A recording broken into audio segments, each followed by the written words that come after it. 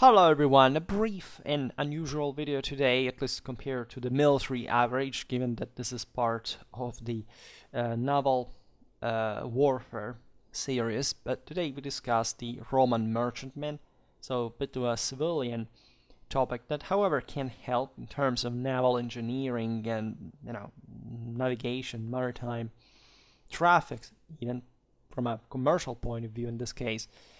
We're more basic ancient history videos content and talking about Roman merchantman, generally speaking, commercial fleets. I think is one very important topic because it can open to other ones regarding to Romanization that today we will not perhaps discuss so much in detail, so that before talking about the Roman merchantman per se as a ship, because this is the point of the video, we can look at the broader picture. I have to increase also Roman history content probably in the series I have. In any case, when we look, of course, at the Roman Empire, for the times and places were well documented, and maritime archaeology especially, but also ancient manuscripts. I mean, look at essentially types of sources used here. There are reliefs, there are mosaics. At a point there are also illuminations, but this Roman merchantman is towards the early empire. Yes, I inserted here some, for example, the mosaics of Piazza Armerina and etc. But also because there's not a major difference, and also I had to fill kind of the visual side of the story because at least this is a topic where I can abundantly find material, say copyrighted material that is however free to use, so classical antiquity tells us pretty clearly and shows, in fact, an impressive amount of evidence of vast Roman commercial fleets, right, and trade flow. And the most substantial remains from this commerce are the same infrastructure remaining of Roman harbors, malls, warehouses, and lighthouses even, at ports such as Civitavecchia, Ostia, Portus, Leptis Magna, and Caesarea Maritima. And at Rome itself, if you think about the Monte Testaccio, this is a hill essentially made up of all the various broken amphoras from commerce that were thrown there, and they formed literally a hill in Rome, right? Giving you the scale, of course, of a million inhabitant city and the center of the universal ecumenic empire would how much also surplus and in fact waste this could generate. So this is ascribed to the scale of such commerce. As with most Roman technology, as we will see, the Roman seagoing commercial ships had no major advances over the Hellenic vessels of the previous centuries, right?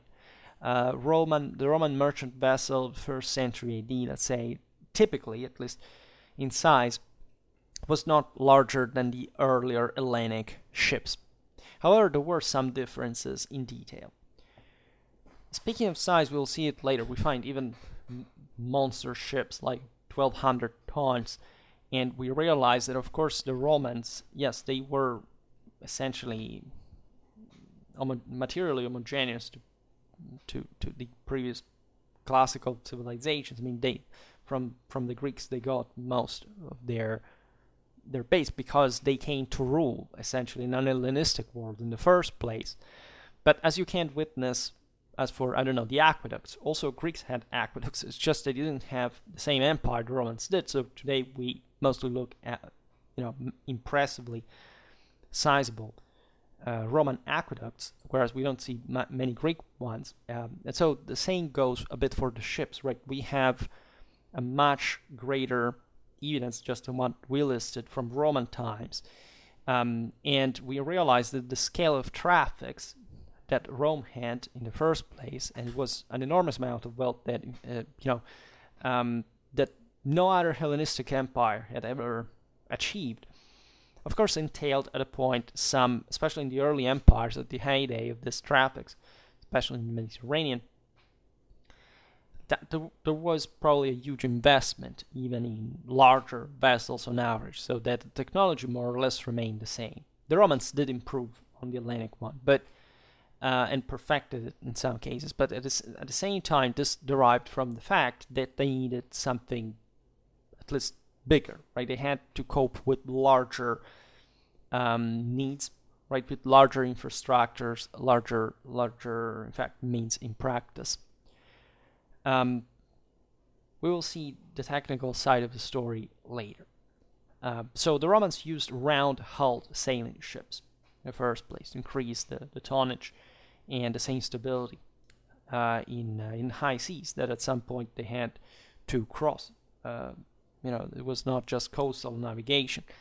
If you have to cross from, say, Sicily to Africa, it's not very far, but still it's something. If you want to go from, from St. Paul's records from Crete to Italy at that point, you have to cross important seas, and the Mediterranean is not also so gentle all the time, as the same Pauline journey actually shows you.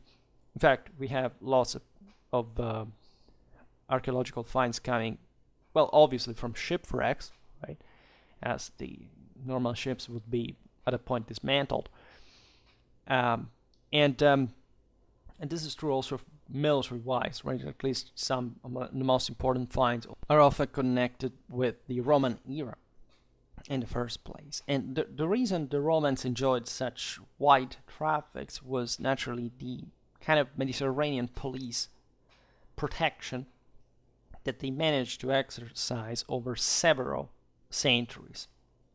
Literally from the destruction of the pirates at the hand of Pompey to the Germanic period of the 3rd century, you have here basically 400 years of Roman naval pacts. Well, aside from the same civil wars that the Romans fought among each other, just thinking about Actium, but these are exceptions, right? And the same naval warfare is at some levels misunderstood. I mean, naval battles specifically was something very rare in antiquity, and especially in Roman times, exactly because of the unity that Rome had achieved. Right? So there was nobody else to fight, especially in Mediterranean, where everybody was much more deeply intertwined, commercially speaking, because just of the greater resources that could be exchanged all the time. So there was no need even from the communities subjected to Rome to see this as a negative thing in the first place. That the Greeks fundamentally ignored, ideally, the fact that they were under a Roman Empire, right? And great part of the strait was also connected, as you know, with the Eastern Mediterranean, the areas that had been either Hellenic or Hellenistic at that point, and that in fact show also the degree of this traffics pretty well. And the pacification of the Mediterranean was crucial for strictly technical reasons, right? Roman roads also were another feat of ancient civilization, as you know, and they were designed more for feet or hooves, which means that most land trade moved by pack mule, right? And this was true for any other people out there that had attempted some kind of road network in the first place. So it was not even fit. The Roman roads were fit also for wheels by a certain degree, but this was still more complicated, and In any case, such type of traffic could not support the economical transport of goods over long distances on a regular basis, right? It costs a lot, right? The friction is big. Right? This is a problem that eventually Europeans met again during the High Middle Ages when they went crusading, right? The first crusade and just the second one were still on moving on land. Then eventually, by the time of the third, the naval one was by far the preferred one. And unless you had to move from countries that made it relatively, or mostly for political, not for economical reasons, more convenient to move along, for example, the Danube still, and other waterways. Well, that was understandable, but fundamentally there was an enormous advantage in using maritime transportation. So when Rome pacifies the Mediterranean, all the ships, also the other peoples, right, stop being easy prey for pirates, given that the fleets of Liburna galleys and triremes of the Roman navy were there as a quite powerful deterrent. The same goes also for the same rivers, right? The river fleets on the Rhine, the Danube were quite important also for frontier, but there was an important traffic there, which also the people from the other side kind of, even though conceptually it's even a mistake to conceive it in these terms, benefited. So it's been estimated that the bulky, low-value commodities that, however, were literally the sap of most of this massive civilization, like grain, construction materials, were traded only by sea routes, right? Since the cost of sea transportation was 60 times lower than land, right? And this is kind of obvious, right? There's far less attrition. You don't have practically to exhaust any specific resource. You just have to trust partly the winds, the weather. There are risks involved, but these risks were not as high as the gains, the profits. So the thing went on for centuries with also effects that went beyond the same Mediterranean. And if you look at other staple goods and commodities like cereals for making bread, papyrus scrolls for book production, all these, for example, were imported from Ptolemaic Egypt to Italy in a continuous fashion. And the markets connected with these ones went far beyond. The trade over the Indian Ocean, for example, blossomed in the 1st and the 2nd century AD, right, in the heyday of the Roman Empire. The Red Sea was quite trafficked, as it had been, but now having this bigger demand for more far away, from more people, more countries. So in the Indian Ocean, the sailors could also, and so this broader commercial fleets altogether could profit further by making use of the monsoon to cross the ocean from the ports of Berenike, Leucas, Limen, and Myos Ormus on the Red Sea of the coast of Roman Egypt. That had already been a thing for Ptolemies there. They were quite interested in the areas. Up to the ports from the other sides of Muziris, Nelkinda, in the Malabar coast. In the Malabar coast, there is even a Templum Augusti. It was a significant Roman commercial colonization.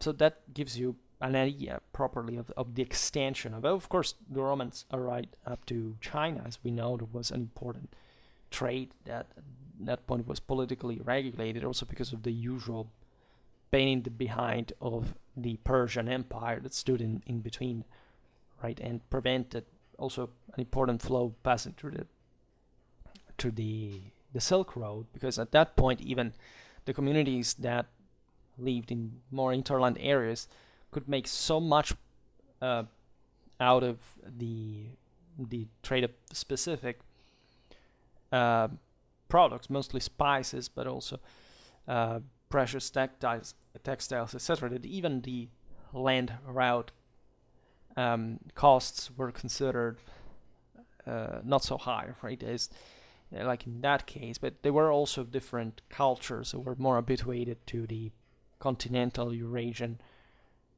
transportation means. In any case,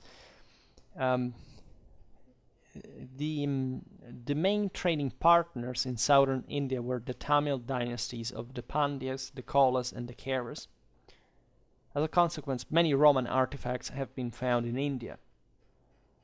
For example, the archaeological site of Arikamedu in Puducherry.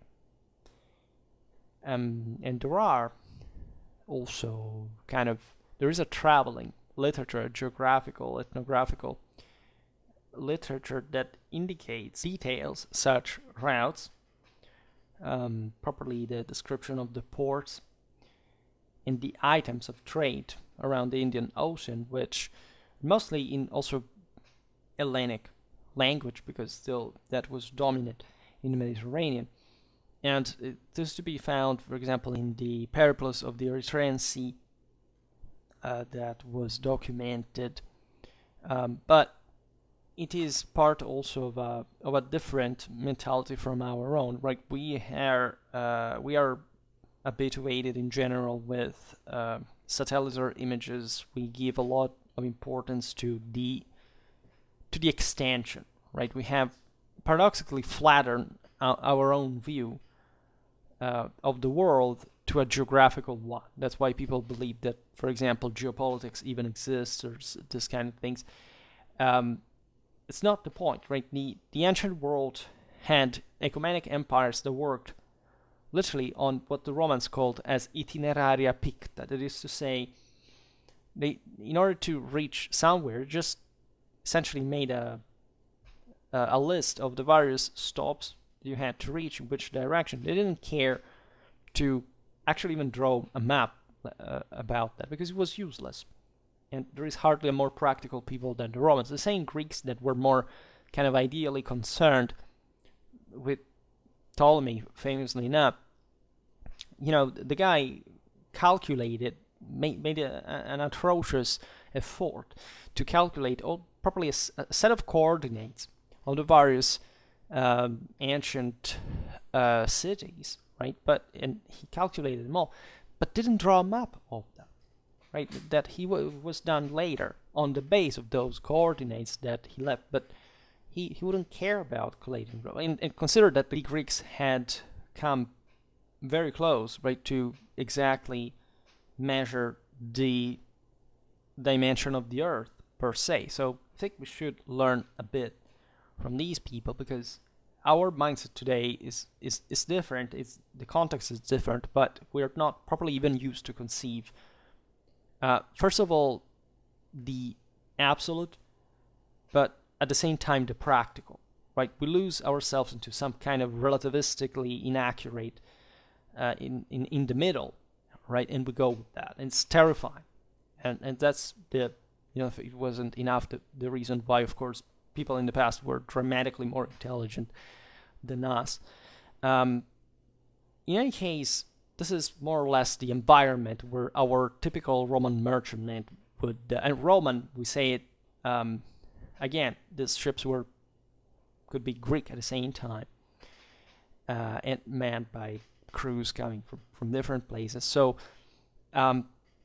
let's look at the several differences in detail, or say, however, between a typical Roman and a typical Hellenic ship at this point. So, and respectively of the early Roman Empire, kind of the classical era.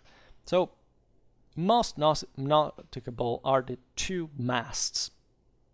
The foremast carrying a small foresail, chiefly to control the direction and steering, and that's far we can appreciate. There is also a triangular topsail to add on that above the main one, and this is sometimes appearing above the artemon as well. The artemon being a mast, right? In fact, in the ancient sailing ships, forward of the foremast and raking forward to add additional propulsion and also some steering capacity. The stern of the vessel was also different in Roman times compared to the Hellenic one. There is an upcurved stern post in the form of, it could be at least of a goose, right, head. Some say it's the sacred bird of Isis, patroness of sailors, which is absolutely likely. Also, there is a stern walk around it. But regarding the animal symbolism, consider that the Romans had goose symbolism that was overlapping, like the same one of the Celts and other peoples, essentially regarding the, and this was not different, like from the same Egyptian tradition, telling the truth, with the connection with the the divine, right? The outer world, the one that migratory birds fundamentally leave for, and coming back, and therefore having also the capacity of foreseeing the future, in fact, of protecting, etc. And this was present in many also terrestrial cultures, right? In Celtic one, the idea of the goose, for example, is protecting the house. It's the same one that the Romans had in the legend of the Capitoline Gs that warned the Romans of the Celts who were storming in the stronghold, and the Romans managed to repel them. So, they were sacred to Una, by the way. So there is that deep connection, and that mildly, actually chthonic character of the saint that perhaps associated with commercial business. And the presence of stern walks could suggest, say, a greater routine duty of such merchantmen in the first place, meaning, having bulkier superstructures on the ship still indicates, more consolidated use of the same, a less kind of improvised and more, again, long-term one could be an idea. So that it's part of that kind of,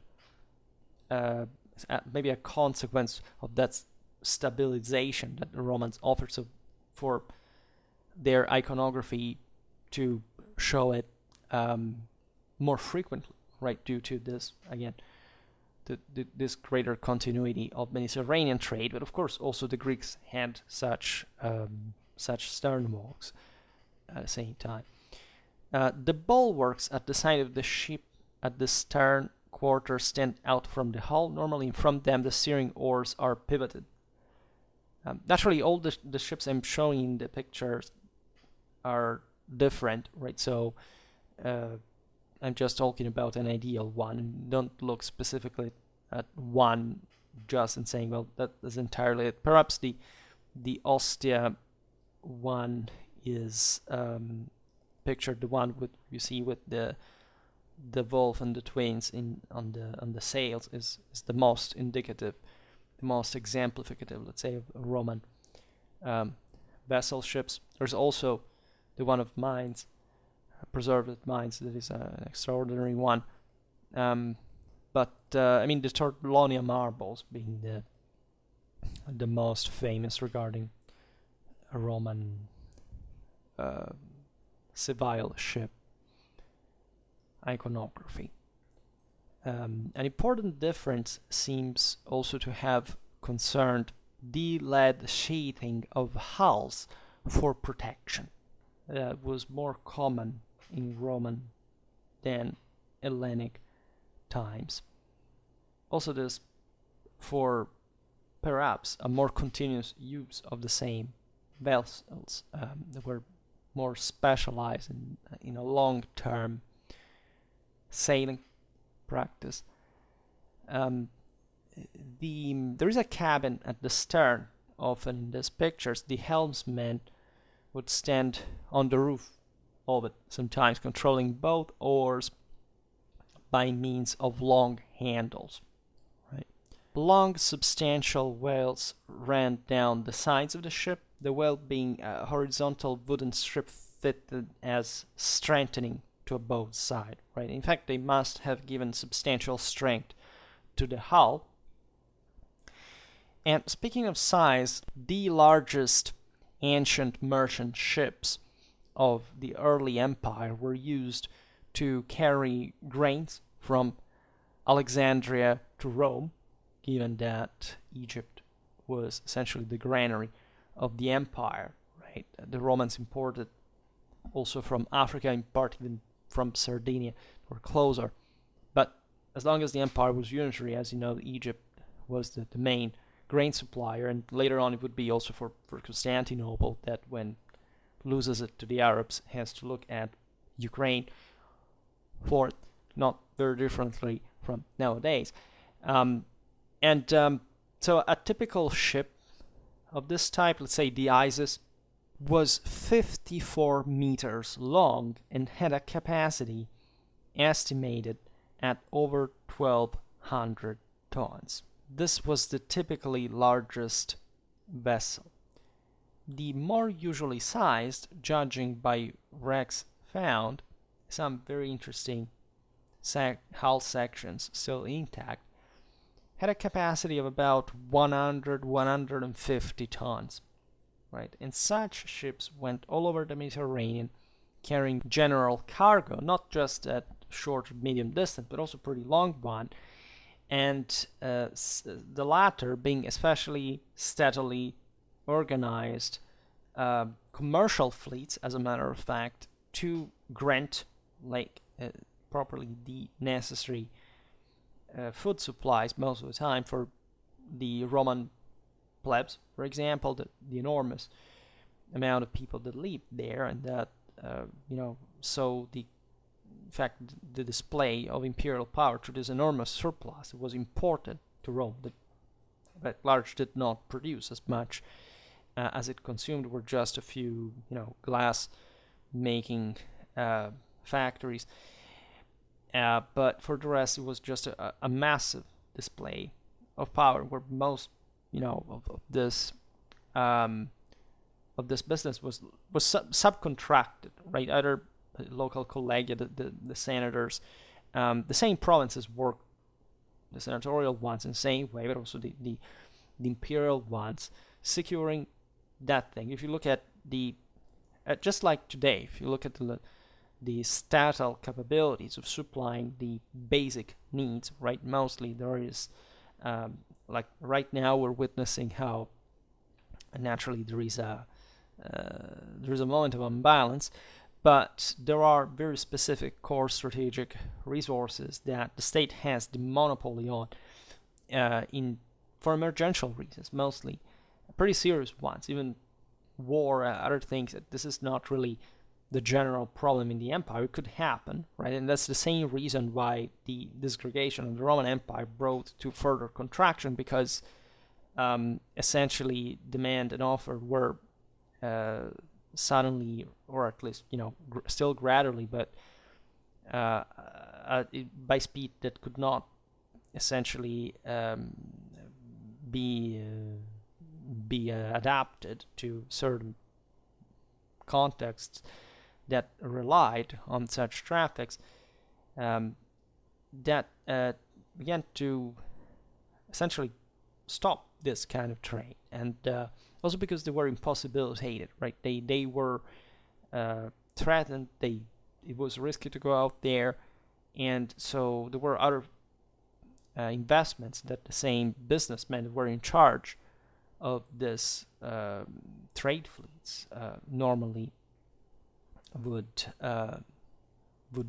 carry out by dismantling their, in fact, naval traffic capabilities. And this was true again for how cities were ruled, but also in medieval times, right? The most important political institutional developments of centralization revolved in medieval times around the supplies of food supplies of the cities, right? And naturally, the bigger systems were also the ones capable of, let's say, of supplying more, because they had normally more surplus also, but in time of crisis, right? They had they presented a greater demand, that would be met by offers that were also more far away, right? So it wouldn't be untypical during famines and other moments of food shortage to have the bigger system that actually, yes, has more pressure because of the higher demographic density, but also has,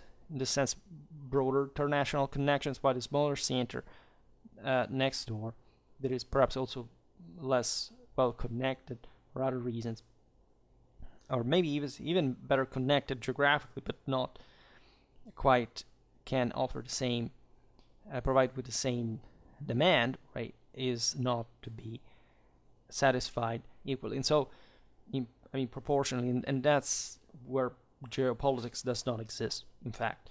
And it's an interesting concept, and we will perhaps have to dig a bit more into it. But let's say this was just a very short video showing more or less what the face of a Roman merchantman was, right? So structurally very simple. For today, we stop it here. However, I just hope that you enjoyed this video. If you did, please share it. Otherwise, leave a like or subscribe to my channel if you're interested in my upcoming content. And for now, I thank you heartily for listening to me. I wish you a nice time and see you next time. Bye.